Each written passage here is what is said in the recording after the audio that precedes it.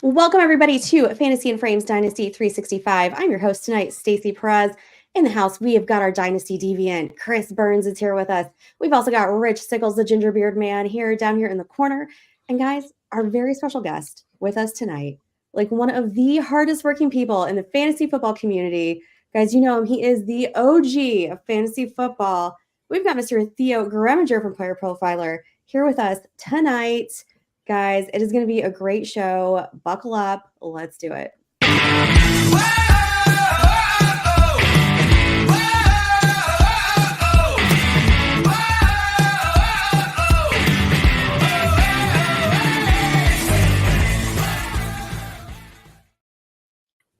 Guys, we have got, like I said, a great guest with us here tonight. Theo Gremminger. He is the director of content, the lead fantasy analyst, host of numerous fantasy podcasts, all of which you should absolutely be following. And last but not least, a prolific high-stakes fantasy football player. Welcome to the show, Theo. How's it going? It's going great. I really appreciate you guys having me on. And likewise to you, Stacey, because we haven't drafted against each other, but I always bump into you in those Vegas drafts in the summer. Like, yes. It's funny, it's already May. Before you know it, it's going to be the end of the summer. We're going to be drafting Redraft again. I mean, we're all getting through our rookie drafts right now, but it's wild times. It flies by every single summer. It's coming. I mean, I've got one redraft question in here for you, but it's not till the end of the show. So I couldn't help myself to stick with just Dynasty. But hopefully it's a good one. It's one that I snatched from the show you did with Scott Connor earlier. I finally got through that today, trying to catch up on all my podcasts. And so hopefully we'll get to it here at the end of the show. But Chris, Rich, how you guys doing? You first? After you, sir. Okay, all right. Well, I'm doing great. I really am. I'm had a good day at work, and we're done with work now, which is even better. A couple drinks in, just feeling happy. Yes, Chris, did you have a good day? I did have a good day. Like a lot of new stuff going on, but I mean, I'm loving it and feeling good like I should. And Rich, I mean, I see you, you're looking good, and Theo looking good as always.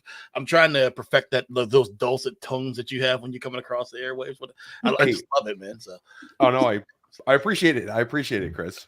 I'm gonna have to Google words after this show. Like, is that nice, or I don't know? It is nice. I mean, you guys have a very smooth voice. Love it. Thank you. I appreciate that one. Appreciate that. It's like, I think you and Mike Shope have such great voices. Like when you're doing the podcasting, they're just phenomenal. Mike Shope is the absolute GOAT when it comes to voices. It's like when you meet Mike Shope, it's like Mike Shope should have been I don't know. Mike Shope could have done anything. That voice is incredible. So big shout out to Adam and Mike, Deep End. Highly recommend everybody watches the Deep End, especially during redraft season. Like, the Deep End is really, really, really actionable stuff. Those guys are so good. And I'm so glad that you brought up Adam, because that is actually how I first got introduced, Theo, to your content. Was I met Adam Krautwurst and Andrew Schellenberg a couple years ago at a Kentucky draft. And that they introduced me to the GOAT District. And so that is how I started listening to you. Yeah, GOAT District was great. We had a really, really good run. I'm not sure, that show, maybe it comes back in the future, but for now it's sort of on a hiatus. But that was, a lot of great people I met through there. And a lot of the people that we had on early on have now become huge in fantasy. So I think we were able to kind of spot people early on. Like Andrew Cooper came on with us. We were one of the first people that asked him on a show, I think. Not, maybe I'm exaggerating that a little bit, but he's blown up. Jax Falcone of the Undrafted, he was doing a lot of stuff for them, but a lot of people weren't necessarily having him on. But I'm like, this guy's awesome. Come on the GOAT District. And then, it was great, but it was a really fun ride.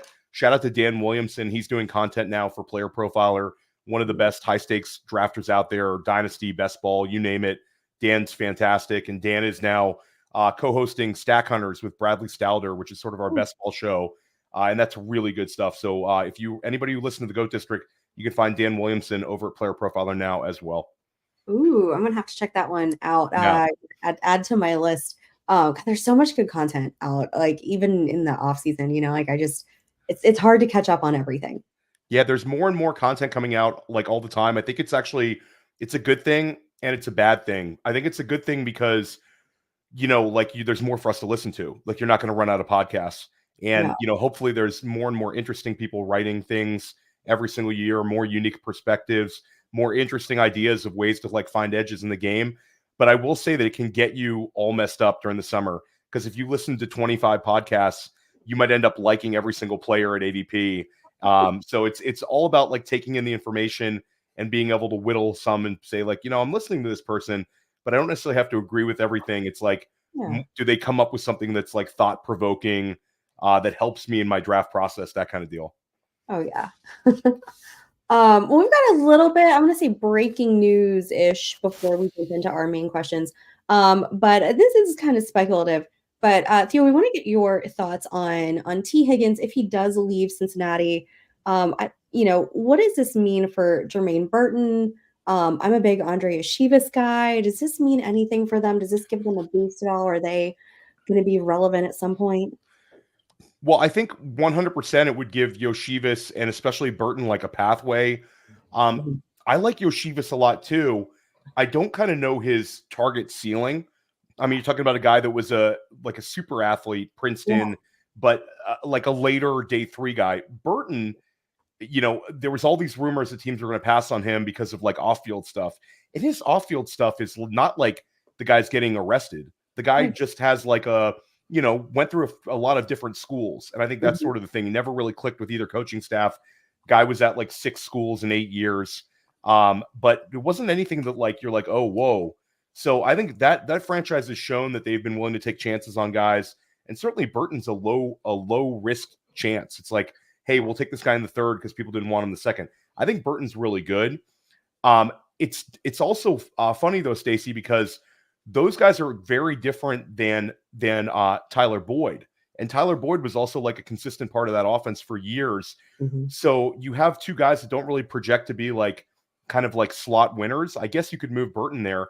But to me, it's like Jamar Chase could just destroy people this year because Jamar Chase could end up with 200 targets and have like the season we've sort of been waiting from with Jamar Chase. I certainly think if T. Higgins moved on, Yoshivas might be more appealing, but I think Burton would fly up in redraft rankings because they also don't have a tight end that's scaring you at all. It's sort of a combination of like Mike Gesicki and Eric All, and they lose Joe Mixon. And we think Chase Brown is going to take those targets, but Zach Moss has never been a huge target guy. So it really would be like, hey, this is Jamar Chase. We're going to target him like he was vintage Michael Thomas or Cooper Kupp. And that could be like the thing that we need to look at for fantasy managers is should we be drafting Jamar Chase as the wide receiver 1 overall if T. Higgins is traded away?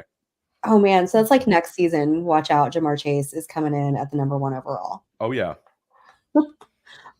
Chris, this question is for you because it involves your Dolphins. OBJ signed with your Dolphins. Do you care? Not at all. I mean, not even a little bit. So OBJ, like, I guess I feel like I was a little cooler on him last year than a lot. I feel like a lot of people thought that he did a great job with the Ravens. I mean, he came in and he had a couple of decent games, I feel, but nothing to really write home about. But we've seen, as long as Mike McDaniel has been there, that their 3rd receiving option really has not materialized. And I can't see OBJ making them do anything different, really and truly. Maybe if Tyreek or Waddle go down, or I don't know, the mad genius and McDaniel could get a little more creative and do something different. But no, I'm not really expecting anything. Like, I'm not going out to the waiver wire to get him. I'm not really expecting anything. And I do watch every Dolphin snap every year. I mean, and if he does something, I would like, low bar for me right now. Theo, I have a question for you that's not on the show sheet. So I'm going a little rogue already. Does this have any effect at all on Malik Washington? I mean, Malik Washington just feels like we're kind of chasing it a little bit. No, I don't. I don't think that's going to make that big of a difference, but I don't think either one really has a path to doing a whole lot this year. I think Malik Washington's going to be like a nice role player. I think we're going to see, the running back touches and the 2 main wide receivers, Hill and Waddle, heavily targeted. And I do think we're going to actually see a little bit more tight end production than we're used to in a Mike McDaniel offense with Jonnu Smith there. I don't think he's going to be something spectacular, but I do think Jonnu can be like a top 15 tight end again this year, and they'll use him in like sort of creative ways. It's kind of cool for Jonnu Smith. The guy played it at FIU. He's going home, and Mike McDaniel loves fast guys, and like Jonnu Smith is certainly upper level speed for the tight end position for the league. So he's one that I think is interesting. Malik Washington, I really wanted him to land earlier. Like I think we kind of maybe overvalued him in our process for him to fall to the 6th round. It's really hard for those guys to hit like those 6th and 7th round wide receivers. It's just it's a tough bet. It's a really tough bet, especially for a smaller player like him. He projects as a guy that it would have been awesome if he landed on a team that could just put him in the slot and maybe he could win, with volume. But now he's got really no path to volume. So yeah, that's a tough one. Oh man. It took me like a solid week to realize that Jonnu Smith was not on the Steelers with Arthur Smith now. Like, and I was like, wait, Miami? That can't be right. He's got to get used to it, Stacey. You're in the underdog streets right now. You gotta click the button on Jonnu. I know. I really should. He's one I should think of because I don't think he's really going drafted very much in those underdog best balls that I've done. That I may or may not have bailed on work a little bit and done today. Who knows? When you're in Boss, you can do things like that, and it's okay. Second topic, most important. Well, one of the most important ones, I think.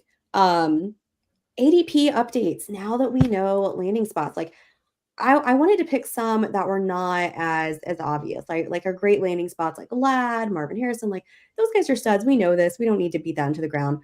But I want to talk about maybe some talented players that we were super high on pre-draft that may have ended up in either not so great teams, either what that means for their dynasty value and for the value of the guys that were drafted last year, on the same team. So I put together a few of those. I want to start off with Malik Neighbors and him going to the Giants. And then what does that do for Wan'Dale Robinson and Jalen Hyatt? Theo, what do you think about those guys? So I think it kind of maybe limits the target ceiling for Wan'Dale, especially because I think that Neighbors is going to be like a vacuum. I think Neighbors, you're talking about a guy who could lead all rookies in targets, 150 targets right out the gate. But I think Wan'Dale does still have a path because he's going to get advantageous matchups. Wan'Dale's just going to sort of settle in as like that floor play guy that's going to have some weeks, but I think he could be useful as a slot. They were talking about using Hyatt inside earlier in the year, like bumping him in the slot a little bit and kind of moving him around. I wonder if this sort of makes Hyatt like kind of what we thought he'd become in the league, just like a straight up role player, which is fine. He's got the speed to open things up, but it's certainly not great. I mean, if we would have seen the Giants draft JJ McCarthy or Drake May, and we would have sort of painted ourselves a picture by now saying, okay, it's an ugly wide receiver room, but Wan'Dale is going to have 120 targets. I mean, these guys are definitely capped with Neighbors there. Yeah. I mean, especially kind of with not really too much certainty with what's going on with their quarterback situation too. Yeah. I mean, but I think it's like, to me, the Neighbors is going to be huge though, because I think that he can mask a lot of like inefficiencies because he's super explosive. Yeah. They're going to get him the ball in interesting ways.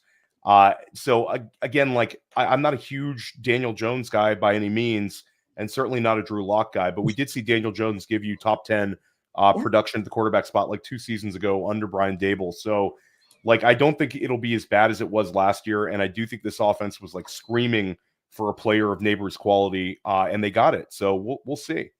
Yeah. And that's great for Giants fans. I mean, I can't imagine that's going to be so exciting to have him there. Oh yeah, we're gonna see. I live on Long Island. I've said we're gonna see a lot of kids in Malik Neighbors jerseys in about 6 months. Like every little kid, in the New York area is gonna be wearing a Neighbors jersey. Super popular. That's fantastic. All right. Well, we can't get out of here without talking about our favorite tight end, right, of this draft. But I guess is almost like the only tight end that anybody really cares about. Brock Bowers, and then I mean, does this mean Michael Mayer is dead, or is there going to be enough room for both of them to exist? I mean, Michael Mayer is also a very good blocker. This is not good for Michael Mayer. No. Like Michael Mayer is a guy that had potential to break through this year, but they could be in a lot of 2 tight end sets. There's just never really a pathway for 2 tight ends to hit in the same offense. Last year, you saw like specific weeks where like Jonnu would hit and then Kyle Pitts would hit. You can see it from like specific offenses, but with this particular one, I just think it's going to be Bowers. It's going to be a ton of Bowers. Maybe Mayer has a couple games, maybe catches a couple touchdowns, but I don't see him returning anything higher than like tight end 18. I think would be a nice ask. Whereas I think Bowers is just going to be awesome. I think Bowers is going to have a terrific NFL career, and I think he's going to do really, really well right away as a rookie. Like I'm always getting in arguments with our analytical people at Player Profiler that are doing projections. The redraft projections are up, the best ball projections are up, and I'm always like, how can you put my guy this low on all these younger players? And they'll explain to me this is why, blah blah blah blah blah. And I said, well, we'll talk about it in like 6 months. And those guys are really good to their credit. But the guy was like, hey, Theo, we got Brock Bowers still at tight end 8 the night he was drafted. So I'm like, there we go. So Brock Bowers is, if there's, and they're always taking sort of a conservative outlook, like a realistic outlook. So if Bowers has a couple of spike weeks on top of that, you're talking about a top 3 season. That's all it really takes to go from tight end 8 up to tight end 3 is like 4 smash games. So I think Bowers could absolutely do it.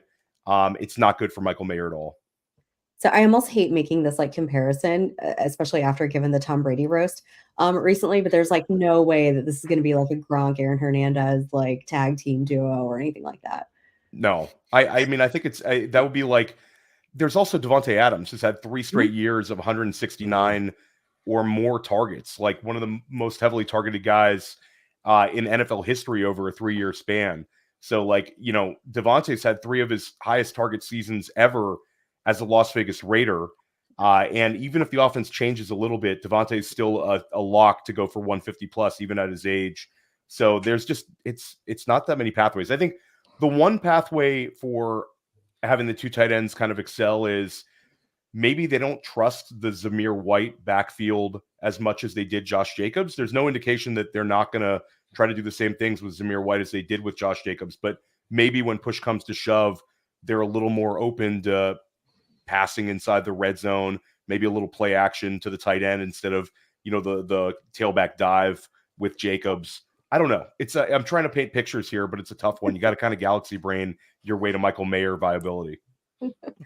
Man. Okay. So I'm bringing it back to New York a little bit. I've got the Jets here. One of my favorite players from this draft was Malachi Corley. And here's what I'm so worried about with him going to the Jets is that we all know like Rodgers famously does not like to throw to rookie wide receivers. But listen, I saw some videos of Malachi Corley this week on the internet and man, I'm so tempted to go grab him, but it makes me a little bit worried about, how is he going to be able to produce and what's his value going to be like with Rodgers being there? I mean, like, I'm getting all tongue tied, but like, Theo, what do you think about that? He's living in Aaron Rodgers' guest house. Aaron Rodgers has extended the guest house. Yeah. But Aaron Rodgers said you can live in my guest house, Malachi.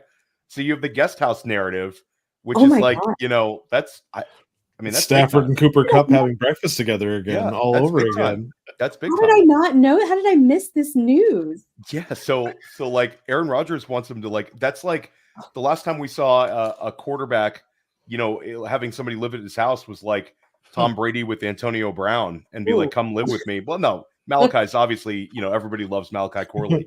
But that would have been good on the field, I think, if in terms of like, hey, we want this to work. But Malachi Corley, I'll say this. The Jets social media really wants Malachi Corley to be a thing. I don't know if that's an internal thing to kind of hype him a little bit. But Malachi Corley, he's definitely got a path. Mike Williams has been actually very effective over the last 2 years on games he's on the field, but he's struggled to kind of stay on an NFL field. This sort of seems like, not really a great bet to bet on Mike Williams to have some huge, year. So I think there's a pathway for another target in New York. Malachi's ADOT was so low at Western Kentucky. So it is going to take some creativity, but there's people saying this could like unlock the offense, use him in interesting ways.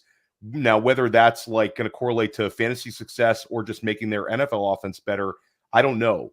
but they definitely seem to want him to be a thing with the Jets. And again, we got this new narrative. So I'll say, I wish I came up with this one, but I think it was Anthony Amico from Establish the Run.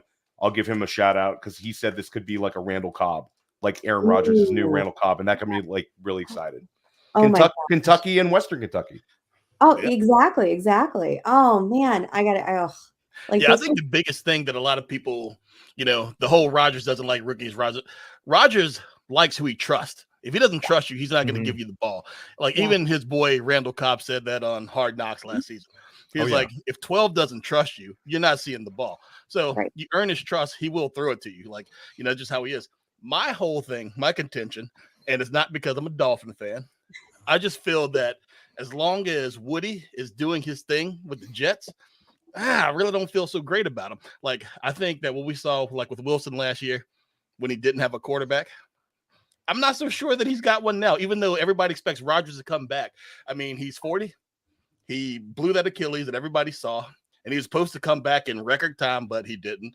And everybody's expect him to come and be the savior that the Jets thought he was, which I think that's why the Jets fell into that trap last season. Instead of preparing a football team, they were just like, we got our guy. We are going all the way to the top because Rodgers was there. And like watching that Hard Knocks, what you see, all they're doing is just praising Rodgers, not really doing their whole thing. Like the coaches are like, do your job plus a little bit more, but we got 12 back there now. So I hope that Rodgers does have a good season. I hope he plays the whole season. We can see what he does. But as we saw him tailing off before he left that team out there in Wisconsin, I don't know if you're familiar with him or not, Stacey. But, we saw his last 2 years there. We saw the last 2 years there where Rodgers wasn't the Rodgers that we know or whatever, right? And then, like, the last time we saw him in Green Bay is when Detroit was, like, not letting him get into the playoffs. And then MetLife, that field taking another, person. But it's going to be interesting to see. Like, Corley, like, everybody likes him, and I think he could be good. I'm not so much sold because I think the Jets are going to Jets, which they haven't proven me wrong in a while. I spoken like a true Dolphins fan. Theo, all I needed to hear was that he was living in Aaron Rodgers' guest house, and now I'm going to take him everywhere that I can get him. It's over. Now. You got to take him. It's over. He's going to be my Marvin Mims this year. Hopefully he has a better season. All right. The Patriots duo, Javon Baker, Jalen Polk, those apostrophes really get me because it should be pronounced Jalen Polk. But anyway, Jalen Polk. And then what does this do to my beloved Mario Douglas? Because I loved him so much at the end of last season. Thought that he was really kind of cemented his role there in that offense. But I mean, now we've got two new guys here to compete with targets for him. So where are we looking at taking these guys? Like, what is their value going to be for us in Dynasty? I mean, now that everybody's doing their drafts this weekend. Well, I think that you want to value Baker and Polk because it's sort of like you can bet against one another. I've actually seen a lot of sharp money trying to draft both on their Dynasty team, which is very doable because a lot of times in Superflex, you're seeing Polk still land in the third, and then Baker is sort of like late third. I've seen a couple of guys kind of maneuver around to get both, kind of see where the chips fall. I mean, it's got to be Polk is got to be the safer bet. I mean, I get that Javon Baker is a player that, has a lot of attributes that we like. He had a ton of deep ball catches at UCF. I think he had 5 catches over 50 yards last year. And again, like the fourth round shouldn't really necessarily scare us off. We've seen some huge hit rates there, certainly less so than the day 2 guys. But at the end of the day, you draft Drake May, and the very first thing you do is draft Jalen Polk. And they passed on Ladd McConkey. They could have had Keon Coleman. They were right in that wheelhouse. And then there's a number of players that went after Jalen Polk, guys like Adonai Mitchell, who we thought maybe would be drafted ahead of him. And instead they went in the direction to grab Polk. So that's like the very first thing that they did after May was go Polk. So at the end of the day, I think they probably he's going to have a chance he's going to sort of have a longer leash to kind of win the job than Baker, who I think is going to have to earn it a little more. But then you have all these guys kind of like KJ Osborne and stuff. So I don't know. When it comes to DeMario Douglas, he's certainly different than those guys. He's a smaller slot receiver. So, theoretically, I think he matches up kind of well with Baker and Polk on the outside and DeMario Douglas inside. But but again, it's not great because they added two last year. He sort of had, he was the later round draft pick, and he had a number of like kind of positive weeks, and he definitely gained a ton of dynasty value. And then they just added two guys, one guy on day 2 and one guy on day 3, but in round 4. So it's not the greatest thing in terms of target competition, but they didn't draft, like, if they would have drafted like Malik Washington in round 4, that would have been way more telling for what they thought of Demario Douglas. So I think, Pop Douglas still has a chance to win inside. I'll be interested to see what they do with KJ Osborne, because they signed him pretty early on in the process, and then they brought back a couple of guys. So Kendrick Bourne's still there. It's like a really weird wide receiver room besides the young guys. Juju is still there too. Juju's still there. Everybody forgets about Juju. It's such an afterthought to me. I don't know why. I feel like Juju, it's just like, I don't know. I'm not expecting a whole lot out of Juju, but you're right. Juju, we can't it's year 2 there, so we'll see. Yeah. I have too many shares of Juju that are just sitting on my benches right now, just waiting. Just you did waiting. That to yourself, Rich. You did. I did. Oh, I did. Oh, I absolutely. There's more to that story, but we'll get into that some other time. Hey Theo, real quick before we go to the next one, do you think, like, whether it's Baker or Polk or Douglas, do you think whichever receiver emerges is dependent on whether it's Brissett or May at quarterback? So I think it's going to be May at quarterback. I like Jacoby Brissett, but the fact that they took May and they didn't accept that offer from New York, where it was the 6th overall pick and then next year's first, which they probably should have if you're going to rebuild, means to me that I think that they really, really want to play Drake May. And I think Brissett gives them a really good backup. I think if it's a really good question. I don't know if either one sort of like elevates the ceiling. I still think we don't really know the target pecking order is the problem with this Patriots wide receiver core. Whereas I think if we get to draft season, I think we'll have a little bit more information. But this is the sort of team that we want to look at depth charts. This is the sort of team that we want to look at beat reports. And this is definitely the sort of team that we want to look in like the meaningful preseason snaps to kind of see what's going on. I would guess that if Polk looks like he's a starter and looks like a guy who could be a decent target earner, I think like you'll see like, especially with some of the high stakes drafters try to get Polk shares, because I think as the 2nd round pick, he's definitely the highest pedigree, with all due respect to Juju Smith-Schuster still there, the highest pedigree of like the younger guys. But I haven't really given a lot of thought to Brissett versus May. We did talk about how would Jacoby Brissett affect like a Malik Neighbors or a Marvin Harrison Jr. if they ended up kind of trading down or just taking Marvin Harrison Jr. during the draft process. And I said that wouldn't be a bad thing. Like Jacoby Brissett has supported, proper alpha wide receivers, but in terms of like elevating non-alphas, I don't know. I don't think either one is one that's going to like put somebody to the moon. But at the end of the day, somebody on that Patriots team is going to get more targets than we're anticipating. It's a very like ambiguous target tree right now. Somebody's going to run away with more targets than we think, and that player will probably be the ADP winner. Makes sense. All right, last one.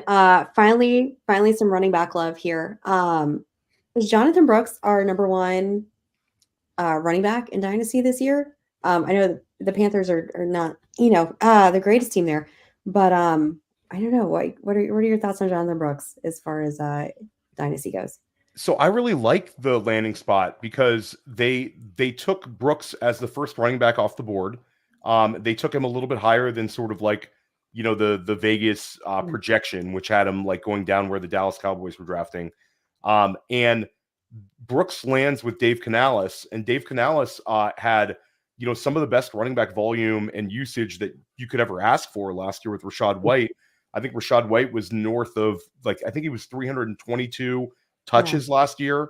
He was close to the lead in carries, and he was also, top, like, let's call it top 8 in running back targets.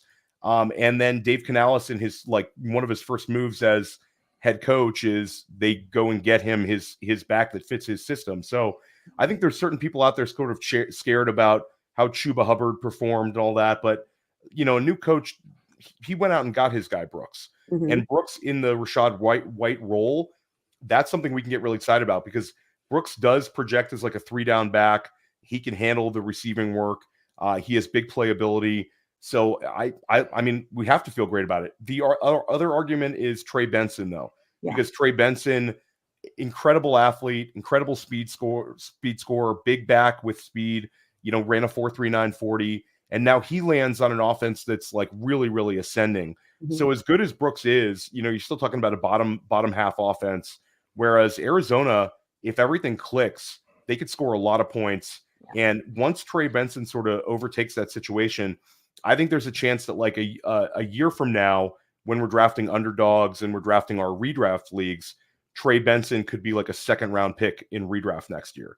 Because if he's that, I think that's like he's going to shoot up in value. But at the end of the day, it's probably Jonathan Brooks for the class, just because he's a cleaner prospect, drafted earlier, and he's going to catch a lot of passes. But I do think like Trey Benson could be maybe a little bit more useful for you, like super early on. Yeah. I love that landing spot for Trey Benson. That was just fantastic. Yep.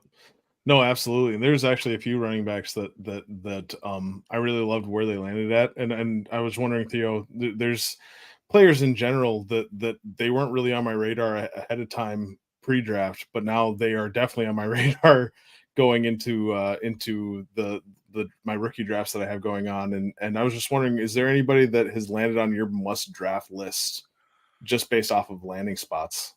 Well, I don't know if it's a player that I wouldn't have had any of, but certainly I have a ton more in my dynasty rookie drafts of Tyrone Tracy than I would have if he would have like gone to any other team in that range. So Tyrone Tracy was a guy that's kind of like steaming up in running back rankings as we got like deeper into the process. A couple of really smart people started like flag planting Tyrone Tracy, like Cody Carpentier had him as like a top 6 running back. Thor Nystrom had him as like RB5 in the class. And there's a lot of like, the athleticism, people that love, elite athleticism were already liking the profile. He's also got kind of a cool profile, older back, played wide receiver at Iowa before he transferred, and then had like a decent running year at Purdue. So it's like a weird profile, sort of a little like Antonio Gibson, young Antonio Gibson athletically. What am I saying? Antonio Gibson's still young, but younger Antonio Gibson.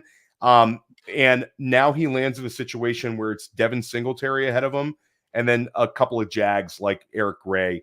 So Devin Singletary was good last year. He was a very productive player. He lands with Brian Dable, who he had, a low-end RB2 season in Buffalo with, but nothing like crazy. And Devin Singletary is certainly not a guy that you want to bank your whole offense on. So I think Tyrone Tracy has a path to carving out a handcuff plus role.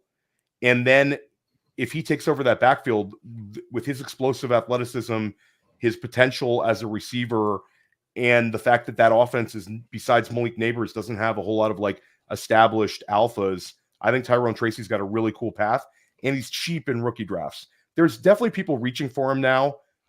You see it in the FFPC drafts, but it's still, you're often seeing him end of the 3rd, early 4th, those sort of somewhat throwaway picks long-term. So Tracy's a guy that I've definitely taken a ton more of than if he would have landed differently. And then I was on Ben Sinnott, but like now I've drafted him all over the place. I think he's a stud, and I think he's going to be one of Jaden Daniels' preferred targets. Chris Cooley's like gushing over him, saying this would have been like Joe Gibbs's guy, and talking about how his potential, like the Washington loves Sinnott, and I think Jaden Daniels will as well. It's a really nice fit for Daniels. And also we have the fact that Washington, didn't really like draft. I mean, Luke McCaffrey, I think, is going to be a good deep threat, but they didn't draft like a wide receiver to play opposite McLaurin and kind of threaten Jahan Dotson. I think McCaffrey's going to fit in 3 wide receiver threats sets. So Sinnott's, really versatile. They said he can play a little H-back. He's a good blocker. And he's also, can make plays downfield. So Ben Sinnott, I'm really, really into, but I think I would have had him, no matter where he landed, but certainly trying to get a lot more of them in sort of an open situation in Washington. Yeah. Theo, I don't know if you noticed Chris and I giggling when you were talking about Tyrone Tracy, because we literally had an argument this morning. We're doing a rookie draft right now, and we adopted an FFPC orphan, and we're the 5th round. And, with those, they're like a 10-round rookie draft, right? And they include all the free agents that are available as well. So Demario Douglas is sitting there, and I'm like, banging the drum for Demario Douglas. And Chris and Tyler, who is part of our group at Fantasy Frames too, it's the three of us doing this. We're like Tyrone Tracy. And I'm going to have to eat some crow now. I think Chris may have sent you a message before the show telling you to say Tyrone Tracy, because I was like, no. Chris has good taste in mid round dart throws and FFPC drafts. I feel like you talked me into him now. Now I feel like I need to wait. Hold on, Theo talked you into him. Yeah, I need to apologize to Chris and Tyler. I feel like Theo said everything that I said. That's right. I mean, he said it better. He said it better. That's what matters. That's what matters, Chris. He said it better. I was ready to let go of DeMario this morning, but maybe this afternoon and this evening I can let go a little bit. That was so funny. We're like, Chris and I were just like, Tyrone Tracy, here he is. We got him in the 5th round, by the way. That is where we got Tyrone Tracy earlier today. Yeah. Chris, you've got some rapid fire questions, don't you? Yes. So Theo, a couple of rapid fire questions, and it's kind of like who would you rather have or whatever. So I'm gonna give you a couple situations and then just let you just fire from the hip on which one of these guys you think is going to have a higher impact for fantasy this season. So we'll start with everybody's darling. Everybody loves this guy. Would you rather, who's going to have the higher fantasy impact? Is it going to be Ladd McConkey or Roma Dunze? Oh, that's a good one. I'm going to say, if you want early, I'll go cop out. Early season, Ladd McConkey. Second half of the season, Roma Dunze. We saw this with this is rapid fire, so I won't go too deep. But I'll say Ladd McConkey over the first 8 games, Roma Dunze rest of the way. Okay. Richard, did you have something to say? You wanted to say something. Are you going the other way or? No, I was a little surprised. Roma Dunze, I really like Roma Dunze. I have a feeling he won't have too much of an impact this season. I think Ladd McConkey is going to have the better season throughout. That's my personal feelings on it, but I think that's definitely a fair bet, and I think Ladd McConkey certainly has a much safer floor. Ladd could have 140 targets and lead that wide receiver room, but I do think Roma Dunze, as the season moves along, especially with Chicago potentially, competing for a playoff bid, Caleb Williams sort of getting more acclimated. I think earlier in the season, you're going to see him kind of defer a little bit more to those 2 veteran wide receivers who were top 8 wide receivers last year and more, and certainly Keenan Allen. But I think as the season progresses, we saw this with CeeDee Lamb in his rookie season, where it was Amari Cooper as the alpha. Michael Gallup was getting drafted like a wide receiver 2, and they drafted CeeDee Lamb in the 1st round, and he had a couple of games in the first half of the year, and then the second half of the year, he led that wide receiver room in fantasy production. Sort of like a talent finds a way. Rome's really, really good, and I think it's going to take a little while, but I think as the season moves along, you're going to start seeing him have some big impactful games second half of the year. So yeah, I mean, I think if you had to go for the entire season scoring, it's probably Ladd. Who would I rather have in the fantasy playoffs? And certainly in the money weeks, if it was underdog, probably rather have Roma Dunze. Okay. Theo, bonus question on that. Thank you, Chris. Yeah. How high does Ladd get steamed up this redraft, those boards in August? Where is he going to? I think he's definitely probably. It's difficult to say. I'll say for FFPC, NFFC, I could see some speculative people pushing him up to the 7th round. I don't think he's going to get pushed into the 6th round because I think people are going to be a little bit apprehensive about the target volume for anybody in that offense. I think it's going to be kind of a run heavy offense. Maybe I'm wrong though. Maybe Ladd could get steamed up higher than that, but I'll say 7th round for a guy that's a de facto team's wide receiver 1. I think that seems about right. Wide receiver is just so deep this year to project, somebody to kind of break through. There's just so many guys we can paint a picture for across the board. So 7th round sounds about right. It's certainly for maybe NFFC, which is a start 3 wide receiver, higher stakes. I think maybe 6th round. People are going to like Ladd McConkey as the summer moves along. He's just, he's a set it and forget it guy who's just going to get a lot of targets. He's a great separator, a great athlete, and we have a quarterback who we know can get people the ball. So unless there's somebody emerges from the rest of that wide receiver room, I think certainly you'd have to bet on Ladd McConkey to out-target guys like Josh Palmer. I mean, he's already getting to be so difficult to get just in the best balls that are out there right now. Yeah, and for it's sure. May, so And nobody wants to stack Herbert. You can build these like really cheap secondary stacks in underdog right now with Ladd's moved up a little bit, but you're getting Herbert as a quarterback too, and you can get Ladd McConkey and Josh Palmer, and then take a dart throw at one of their tight ends in the 20th round. Yeah, go grab your little Kamani Vidal in the later rounds. Oh yeah, get a little Kamani Vidal for sure. Gus Edwards though, I like Gus a little bit. There you go. The Gus bus. All right, so the next one, which of these two guys are going to have the higher fantasy impact this year? Drake May or JJ McCarthy? Give me Drake May, because I think Drake May, even though I think that the weapons are lesser than Minnesota, certainly, I do think that they're going to give Drake May, he's going to be sort of a potential one-man gang in games like we saw with younger Josh Allen, where he's got potential to be used around the goal line, short yardage, maybe some design quarterback runs. I think they'll take some shots. Whereas JJ McCarthy is going to get on the field if he's kind of mistake-free. And I think he's got his two main targets with TJ Hawkinson out.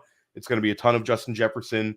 It's going to be a very good amount of Jordan Addison, but I don't think they're going to give JJ McCarthy opportunities to use his legs. I think he's going to have to be an opportunistic scrambler, which he definitely can, and eke out a little bit of scrambling like that. But I think Drake May, New England's kind of a landing spot where they've been haunted by Josh Allen for so many years that I think they finally have like sort of a Josh Allen light, big-bodied quarterback with some athleticism that they're going to use in the running game. That makes Drake May's fantasy ceiling higher. JJ McCarthy wins more games though this year. I like that. I don't know how I feel about a Josh Allen light. Light. Very light. Very light. No, I mean, just from my Dolphin perspective, that kind of scares me a little bit. I wasn't ready to hear that. But as the Vikings fan, I loved what you said there. Yeah, Vikings will win more games than the Patriots. Feel good about that one, Rich. All right. Theo, now this one right here is going to make you think a little bit. Who has the higher fantasy impact in 2024? Xavier Worthy or Rashee Rice?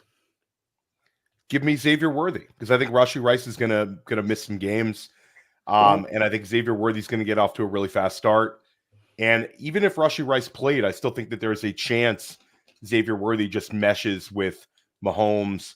Like, we don't know how this is going to work out with Xavier Worthy, but I think if you're an optimistic drafter and somebody who certainly plays to finish first, you want some exposure to Xavier Worthy, because what could be is like a really, really strong connection where we see sort of like a Tank Dell like rookie season out of Xavier Worthy, but in like a better, more established offense, where we saw Tank Dell having those huge games last year. But the last time we saw a really, really fast wide receiver who could get away from NFL secondaries with Patrick Mahomes, it was Tyreek Hill, and it sort of broke the NFL and broke fantasy. Now, I don't think Xavier Worthy is that, but I think Xavier Worthy, the super low BMI guys that get drafted in the first round of the NFL draft have all been hitting. Jordan Addison last year, certainly Devonta Smith, and now we're seeing Xavier Worthy as a sub 170-pound guy going in the first round. And it's the first time Kansas City's drafted a wide receiver in the first round since 2011. So I think that Xavier Worthy's could be really, really good this year in Dynasty and Redraft and whatever, best ball. I like how you called them low BMI guys. Low BMI, skinny little guys. Love it. It's a great term. All right. So the next two that we have here, taking it to the tight ends, and everybody loves both of them, but who's going to give them more love in fantasy-wise? Brock Bowers or Dalton Kincaid? Now, Dynasty is an interesting question of who you'd rather have on your roster, but I think for this year, it's Dalton Kincaid. Dalton Kincaid for sure. I think Dalton Kincaid, Brock Bowers would have to have an outsized number of touchdown receptions, I think, to outscore Kincaid. I think Kincaid's going to out-target him. I think Kincaid's not going to have like the annoying Dawson Knox weeks that we saw early to start last year. I think it's going to be more like Kincaid's the man. Plus, Kincaid, now has all the vacated targets with Gabe Davis gone, with Stephon Diggs gone, and Keon Coleman. And as you know, I like Keon Coleman, but Keon Coleman, they're going to play on the outside. This is a young wide receiver. This is not a guy that's going to step in and get a ton of targets. Curtis Samuel is a useful player, but in his career, the guy's got like 22 touchdown catches, maybe less. I might have misread that one. But Curtis Samuel's never a guy that's going to like threaten you with a massive amount of targets. I do think Samuel's going to be a fun player for them. But Kincaid potentially could be top 5 in tight end targets. I think that's a pretty safe bet for him. And maybe he gets to have a 130 target season at the tight end position, which is, really good. And I think as he's also one of the better red zone threats on that team to start the year. So Kincaid, he's just got a less target competition, and he's more chance of being like that team's alpha. Brock Bowers is not going to overtake Devontae Adams in targets. No chance, as much as I love Bowers. So Kincaid, really pretty good bet this year and a good value where he's going.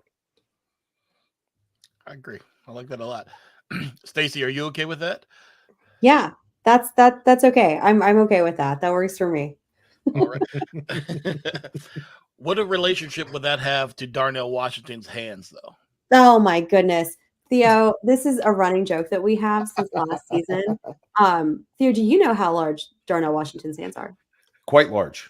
They're 11 inches, which is the size of a piece of paper, which I can never wrap my head around, that his hands are literally the size of a whole sheet of paper. So that has been our running joke since last season with Darnell. All right, Theo, and the last one that we got for you tonight, higher fantasy impact, Zach Charbonnet or Jaylen Warren? Jaylen Warren. I think Jaylen Warren this year could be really, really good. He had over 1,000 combined yards last year, and they didn't pick up Najee Harris's option. I think like Jaylen Warren, this could be the year that he takes a really big step forward. Last year, he finished as an RB2, and it was year 2. I think that, the fact that Deontay Johnson's gone, everybody's sort of penciling Roman Wilson in to kind of step into a like-for-like role. I don't know. Like, I like Roman Wilson a lot, but I think that's kind of, they're not necessarily the same. George Pickens, I think, is going to see more targets, but at the end of the day, Pittsburgh needs dynamic playmakers. Jaylen Warren is certainly that. And as much flack as we've sort of given Arthur Smith, he gets a ton of production out of the running back position. Mm-hmm. Talking about, Cordero Patterson gave you a top 10 running back season. Obviously, the Derrick Henry 2,000-yard season. Bijan, RB1 as a rookie. Tyler Algier, 1,000 yards as a rookie. So I think Jaylen Warren, this could be the year where Jaylen Warren ends up beating his ADP by like 4 rounds. And he's like, why didn't we just draft Jaylen Warren in round 4? Because he's awesome.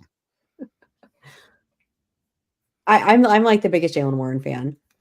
Chris, it looked like you were going to say something, but I just couldn't help myself there. I am such a huge Jaylen. I like Charbonnet. Like, I think Charbonnet contingent play. The new coaching staff could end up using him more. We saw him out snapping Ken Walker a lot last year. There was games where he was getting a lot more snaps, and he think he's a better pass catcher, a more natural pass catcher. And I think that, maybe this new coach, the new head coach and the new offensive coordinator say, hey, let's get Charbonnet even more involved. Maybe it's more of a split. But at the end of the day, Jaylen Warren, I think that it's his year. I think he's going to be really good. Yeah, I love it. He's going in some of the best. I keep saying best ball stuff just because that's been on my brain. That's what I've been doing. But he and Najee are literally going within just like a couple picks of each other. I mean, every single draft that I'm doing, it's so close. So close. Well, guys, thank you all so much. Theo, big thanks to you for joining us tonight, guys. That is going to be it for 365 this evening. Theo, you are at the OG Fantasy Football on Twitter. At the OG Fantasy. At Fantasy. I don't know why I was adding Fantasy Football in there. I'm sorry. At the OG Fantasy on Twitter. So guys, make sure that you are following him if you are not already. But Theo, please tell all of our listeners where they can find you during the week. Yeah, so thanks for having me on. I really appreciate it. And you can find me on Player Profiler, Player Profiler YouTube, Player Profiler podcasts, my written work at playerprofiler.com. Sonic Truth, we're recording every week. That's Matt Kelly, Alan Sislowski, and myself. I do Dynasty Life, which is like my main Dynasty podcast with guests. Do press coverage as well. And then First Class Fantasy with Billy Muzio should be coming back soon, maybe next week. We were going to run it this week, but this week is kind of crazy. So next week, back with Billy Muzio. And then we do some episodes of Futurecast, which I do with Matty Keenwom, where we really take a look at the particular class. So that show goes a little bit in hiatus, but in terms of looking at the 2025 class, we'll do that a few times throughout the year, take a bird's eye view of sort of what our rookie draft picks are worth coming up. And we're still doing a lot of rookie analysis now. So Player Profiler, find it all over there. Awesome. Well, again, thank you so much for spending your evening with us, hanging out over here. Guys, make sure if you enjoyed the show tonight, go give us a like, a subscribe, a follow would be great. Chris Burns is at Dynasty Deviant. Rich Stickles over here is at Rich Stickles GBM. I am at Stacey_Perez 83. Again, we will be back next week with some more great Dynasty content. But until then, have a good night.